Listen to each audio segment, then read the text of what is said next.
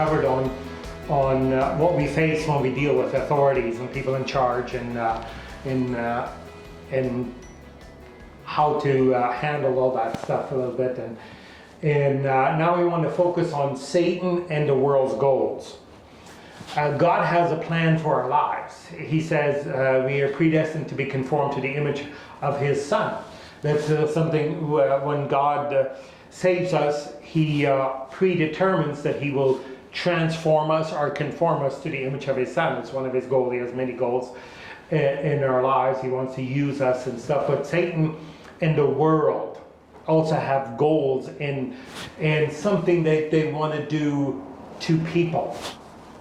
All people, but including God's people. But we know that Satan is number one fighting against God. He's not fighting us. He's fighting us because of God. And so his goal is to replace God. Be in the place of God. He knows there's no higher place. But to be in the place of God, as the scriptures clearly state, especially in Ezekiel and Isaiah, I speak about that quite a bit. But what are the goals, or what are the methodology, or what are the ways of Satan in the world? And they kind of go hand in hand. Satan uses the world, and the world does not resist. And the world, I mean, that's the atmosphere, the elements, the philosophies that are in the world. And so I just want to go through some of the things that they're trying to work hard, and some things that God has laid out in the scriptures, maybe not always clear-cut verses for, but things that God always honors, and Satan knows that, and he wants to destroy that, and he wants to conquer humanity because he doesn't want God to have what he created. And so number one on that list is eliminate the freedom of choice. God always honors freedom of choice. Not absolutely, but He will never remove components or situations from us that would strip us of the freedom of choice that He has given to us. And so He would never remove things from us. For an example, He's given us a mind to choose, and He would never remove that so that we could not choose. Never remove components or put us in situations where we could not choose. Yeah, we don't always have choice over our immediate state or all those things, but we always have a choice. Joshua 24:15 says, "Choose this day whom you will serve." And so God says to the people, I want you to choose. I'm giving you a choice. Deuteronomy 30 verse 19 says, "I call heaven and earth to witness against you today that I have set before you life and death, blessing and cursing." And so I've set those things. And He says, "Therefore choose life, that you and your offspring may live." And so they had a choice. And so God always honors freedom of choice. He doesn't give freedom of choice absolutely, but He always provides an opportunity of freedom of choice. Let me say, and this is one thing about freedom of choice. To make one choice either opens or closes the door to the next choice. If I make the wrong choice, according to God, He will close the door to the next choice. If I make the right choice, He will open the door for the next choice. That is the freedom of choice. It's a chain, it's a continuation. And so it's not just a matter of one choice. One choice may open the door to the next choice. And so this is clearly illustrated when Israel was in the desert.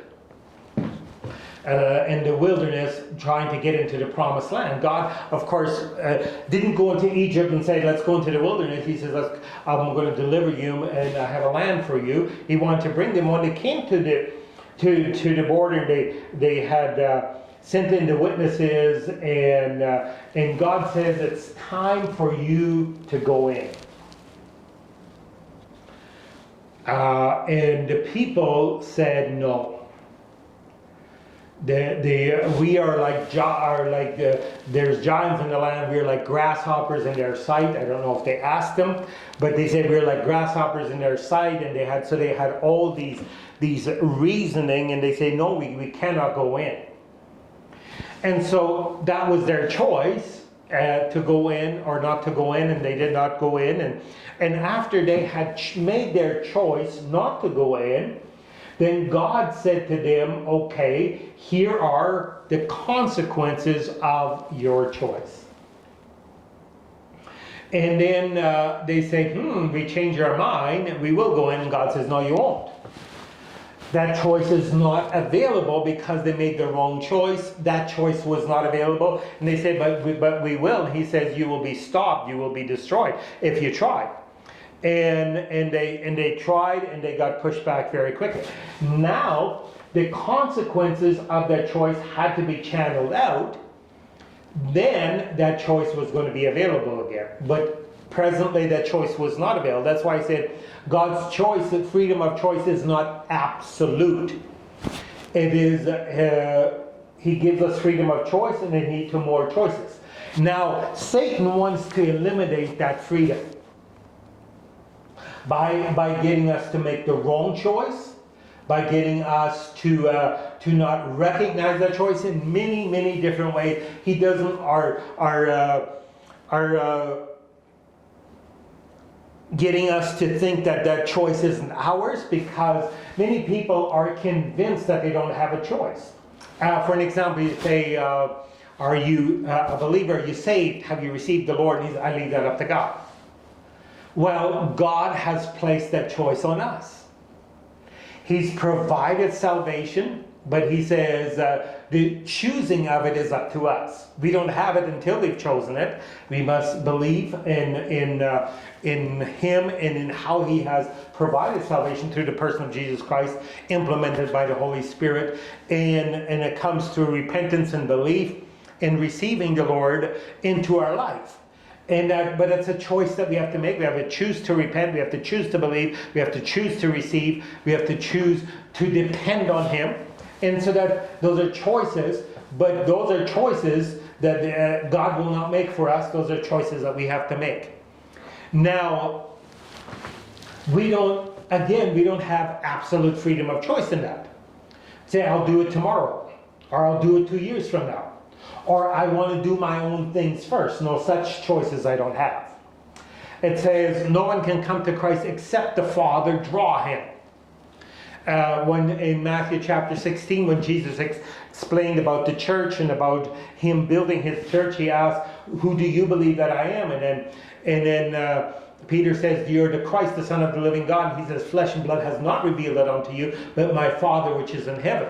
And so you don't have that understand. And so it's not like that that God is completely just, waiting for a choice. Salvation in serving God and knowing God comes by invitation, but we respond to that invitation. And so that's not just we do it whenever. It's by invitation.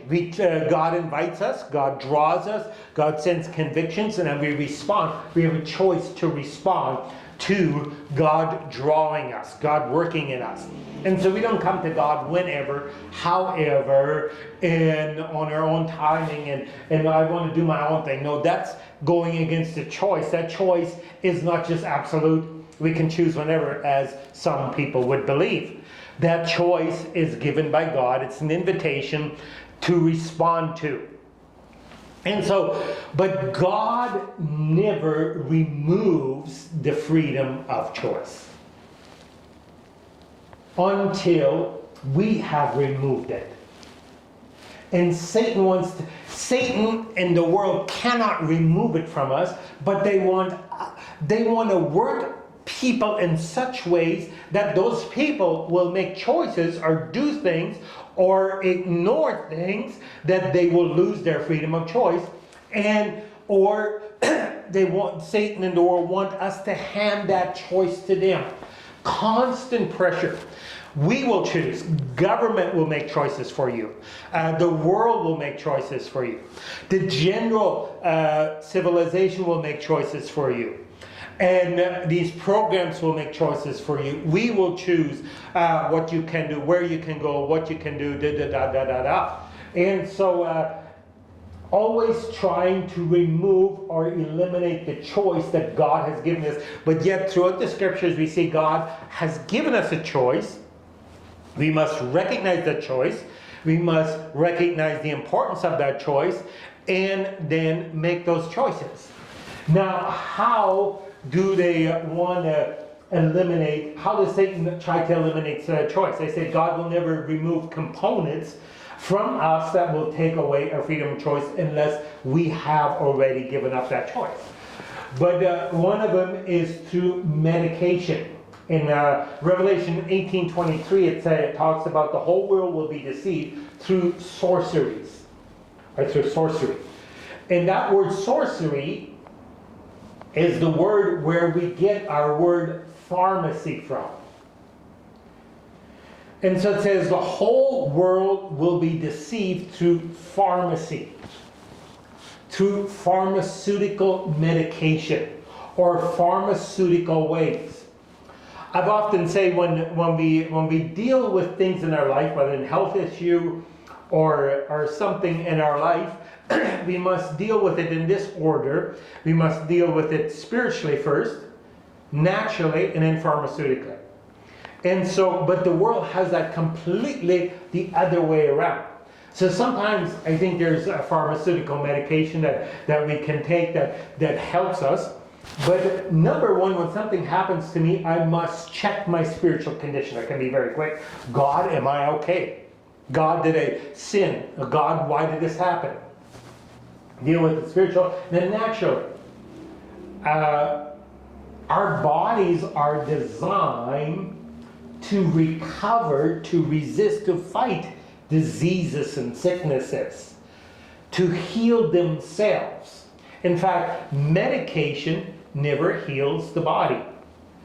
The immune system is designed to heal, to recover, to restore. And so medication, the only thing we need is a strong immune system. So if we put ourselves that we are naturally in good health, that's good. But I'm just saying, if you break your leg, I mean, you can't just, fix that. That has to be fixed. So there's different levels. But what they want to do is they want to numb people through medication. That's why so many healthcare, they call them healthcare, they're neither health nor care. Because it's all about medicating people, taking away their choice. They're not clear in their mind anymore. They are deceived, they are numbed, they are medicated. And so that is one of the ways that says the whole world will be deceived through this. As we see in going on in the world today, medication, let's shots, let's get immunized, let's get vaccinated, let's get this medication or that medication. And like I said, I'm not speaking against medication, but I'm saying that the devil in the world tried to numb the world through medication. And so we have to be careful, because then you have one medication, you have the side effects, you have the next medication, and so you medication after medication. I went to a doctor a while ago, and he says, "What medication are you on?" I said, "Oh, none." He says, "Consider yourself blessed at your age, because that is rare at your age that people wouldn't be on medication, pharmaceutical medication." And so that is one of the things. The whole world will be deceived. Deceived is when we think one thing, but the other thing is truth. When something is perceived to be right, but it's not. Deceived. And so numb through medication. Entertainment. The entertainment world, especially Hollywood, it's no longer entertainment, it's about indoctrination It's about deception. It's about getting people not to think, not to choose. And so entertain means to amuse. Amuse means not to think. To muse are to amaze. And I have this saying that I always use: the world will amuse you, but God will amaze you. Those are exactly opposite. To amuse is to shrink the mind. To amaze is to stretch the mind. Amaze, I could have never thought about that myself. I never would have thought. Stretching the mind. Amused, I'll think for you. The entertainment world's done that. They do it through feeding our imaginations, our evil imaginations, our crazy imaginations, our out of unnatural imaginations, or dreams and desires. And so medication, entertainment, drugs. So much of the world is on drugs, and it's being legalized. Why? Because they want the world on drugs, because it takes away the freedom of choice. Immoral sin. To commit immorality, every time a person commits immorality, he is selling his freedom of choice to an extent. Religion. Religion is a lot like a drug. It gives you a sense of power, a sense of control, but it's it keeps us from seeing the truth. Some people believe that the religion is a platform to meet God.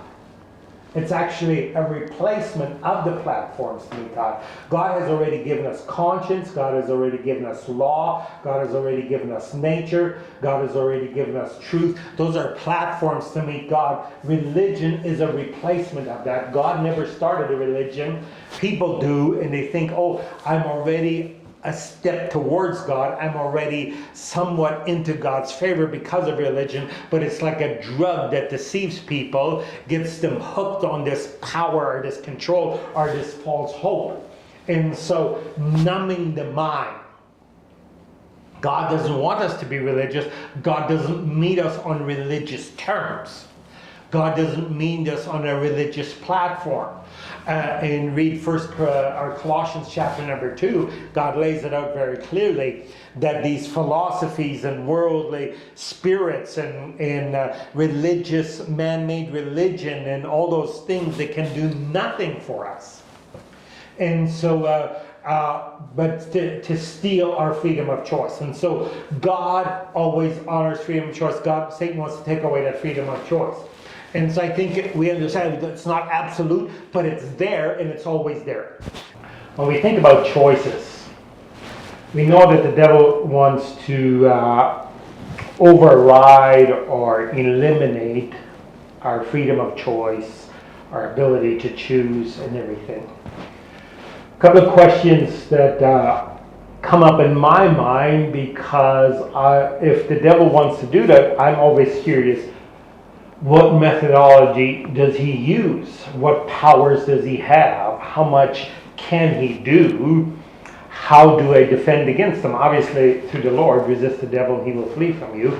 Obviously, we resist him directly and everything, but we are wondering his playing ground. Where does he have power? How can he affect us? How can he manipulate us? How can he deceive us? One of the questions, which is actually a 4-part question that I have sometimes, is do our subconscious choices affect, manipulate, or determine our conscious choices? And I know we make subconscious choices. Now the question right away is, how do we make our subconscious choices? Do the subconscious choices, are they developed from our conscious choices? Which I would think definitely to a large extent, because otherwise, where's the freedom of choice? So our subconscious choices are, to a large extent, determined by our conscious choices. But how much does that table turn where our subconscious choices now affect our conscious choices? In other words, how I think subconsciously does that determine the choices that I make in life? I think it does. I think it's a both way street, because I think by the choices I make, I develop my subconscious thinking, and now I make subconscious choices, because sometimes we open a door, we don't think about, oh, I'm going to open that door, we do it subconsciously. Or I'm going to go here, we do it subconsciously. We make many subconscious choices where we don't think about the choice. We just developed a method and developed a belief. We developed a system. And so we make these subconscious choices, and we do these things, not things that we think about. But how much do they manipulate or determine our actual choices? That's a good question. And if you know the answer, let me know. But I know from the scriptures that our conscious choices, because God actually has us make conscious choices. They do kind of lay the groundwork for our subconscious choices. And so, and also, but my question is, how much access, or how much does my natural nature interfere with my choices, or how much influence does Satan have in my subconscious? And secondly, can our subconscious choices be manipulated by others, situations, to where we actually believe something without consciously choosing to believe that? That's another question. Can our subconscious choices actually be manipulated by others or by the devil, or by situations, to the point where we actually believe something, simply we received it through our subconscious? The reason I say this, because these are important things to consider, because we're wondering, how does Satan push his belief on us? Does he bring it to our conscious choice, or does he try to push it through the back door into our subconscious, where we will also all of a sudden believe something and never actually made a conscious choice on that? So that's another question that we must ask ourselves when we think about choices. How much can others or Satan or situations enter into our subconscious, where we actually don't really consciously take care of it? And I know that everything is based on conscious choices, because otherwise we wouldn't have freedom of choice. I know that's where it's based, but I wonder how far does that spread to where we allow access into our lives and not really consciously aware of what's happening. Number 3, do our subconscious choices affect our spiritual condition, or only my conscious choices? In other words, can I, if I make subconsciously do things, does that affect? And we know that choices affect our condition, spiritual condition. We choose to be saved. We choose to obey God. We choose to follow God. Not that choice that we already talked, it's not absolute, but we choose to do so. It's a choice that we make. But does our subconscious choices affect our spiritual condition? A couple of questions that we need to ask ourselves, because where do we put our protectors? Where do we watch ourselves? Do we just watch our choices, or do we protect our subconscious? Do we protect our subconscious that we will not be deceived through that we will not be misled through that we will make choices that we later on cannot overturn by our conscious choice, that we actually by our choices? And so we all start again with choices, but that develops our subconscious choices. And so how far do we spread our defense against the devil, against others, against the world? I think we need to have it across the board. And so I think we very much must not only consider the choices that we make, but how does that develop our subconscious choices? And so, because I think it all takes part, because some people are spiritually dead, like Israel sometimes were really in a really bad shape spiritually, but had not just one day chosen, okay, I want to be in bad shape spiritually, but they had made subconscious choices that had been rooted or been birthed out of their conscious choices. And so we must watch our conscious choices, but then we must also develop as that spreads into different areas of our lives. And so number 4 is, can life-changing choices be made in steps? Or do steps only lead to the choice?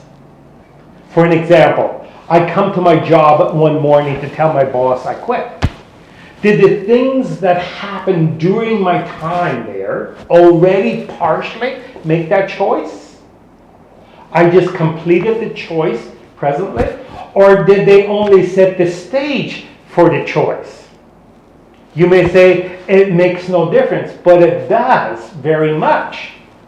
Especially as people are making choices these days with so much pressure from the world. With all the things with the COVID, with the vaccine, with the manipulation from governments and from authorities and from people, with all the pressures that we are to make choices. It makes a big difference on the choices we make. In other words, let me just kind of share where I'm going with this. The devil wants me to make a choice to receive the mark of the beast. The devil wants me to make a choice to reject God. The devil wants me to make a choice for him. How does he approach me on that choice? Does he try to break the choice down in steps, or does he just come all at once? Well, let me tell you, all at once, if the devil just comes or the world just comes, here, this is the mark of the beast, sign here. People reject it straight out. Most people fear the mark of the beast. But here he breaks it down in steps. For an example, Satan wants me to murder someone. Comes up, would you murder that person? Not a chance. Look at something, he just shows me a couple of things that person does wrong. Maybe you should just bring down your respect level, your view of that person a little bit. Okay, maybe I'll do that. And then he shows me a couple more, I bring it down a little bit. All of a sudden he shows me something that person really did wrong. Okay, you should hate him. Okay, I won't hate him. Then he shows, oh look, he did it again. Okay, maybe he gets me to hate him. And all of a sudden, way down the line, now he's taking that choice and made it into steps, and all of a sudden I make the choice. Now it's an easy choice because 9 out of 10 steps are already taken. 9 parts out of the 10 parts of the choice have already been made. Now I just made the 10th part. And that's what Satan tries to do with us. That's what he's doing with the world. Okay, I'm not going to take the mark of the beast. But why don't you just support this program the government is putting on? Why don't you just adopt this philosophy? Why don't you just go to this school? Why don't you allow us to just indoctrinate you a little bit? To water down to once the choice needs to be made, it seems like a little thing. That is one of the manipulations of the devil. We gotta watch that freedom of choice that God has given us and protect it across the board. Pay attention to your subconscious choices, because he may not get into the front door, but he may get into the back door. And I'm not just talking about the mark of the beast, but I'm talking about making wrong choices where the devil can gain ground, where the world can gain ground in our lives more and more. And that's how they've gotten into the churches, that's how they've gotten into families, that how they've gotten into the lives of God's people, into the lives of the world. Step by step. Just, it's not a big deal. But it's part of a big deal. So we must not just consider what it is, but what is it part of. And Satan and the world are trying to break down and break down and break down and break down that freedom of choice God has given us. To break it down into steps, to melt it down, to take away the consequence, to take away the realization of the impact of it,